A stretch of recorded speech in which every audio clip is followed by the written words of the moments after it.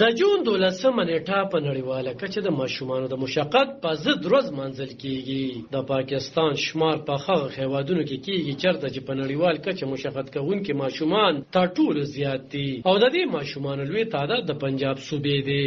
د پنجاب چایلډ لیبر سروې کال 2019 نه تر کال 2022 تر مهال په صوبه کې 15 کالونه 16 کالو پورې په ماشومانو کې د چایلډ لیبر شرح 14.4% ده. د پاکستان د آبادی 50% ماشومان دي او دا وخت د شمیرې تر مهه 30 میلیونه د سکولونو بهر دي. د څېړونکو په وینا په پاکستان کې د چایلډ لیبر په اړه د آئین په 15 ماده سم عمل نه کیږي. په پاکستان کې د ماشومانو د ژغورنې د غیر دولتي تنظیم سپارک پروګرام منیجر ډاکټر خلیل احمد ډوګر وایي چې د ملک د چایلډ لیبر قوانین واضح نه دي.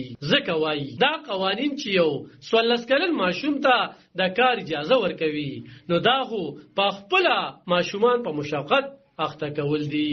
د قوانینو تر مهه 13 کالو پورې ماشوم ګڼل کیږي. بل خو د آئین 15 ماده دا وایي چې تر 15 کالو نه 14 کالو پورې ماشوم ته دی خامخا تعلیم ورکړل شي او دوی ته د مشقت اجازه ورنکړي شي.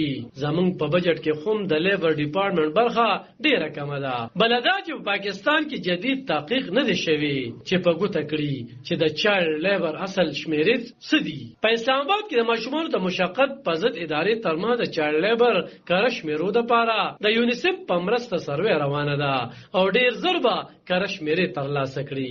د پاکستان د چایلډ لیبر یا د خواریکوه ماشومانو د ادارې مرسیال مشر عامر محمود وایي چې دا تاثر خاص ورکول کیږي چې په پاکستان کې د چایلډ لیبر شمیرې ډېرې زیاتې دي.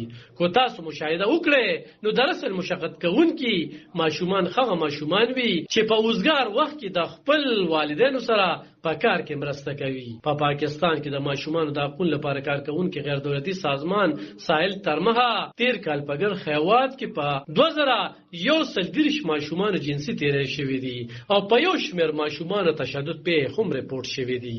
عالم خان شیرپو دلبر نیوز 400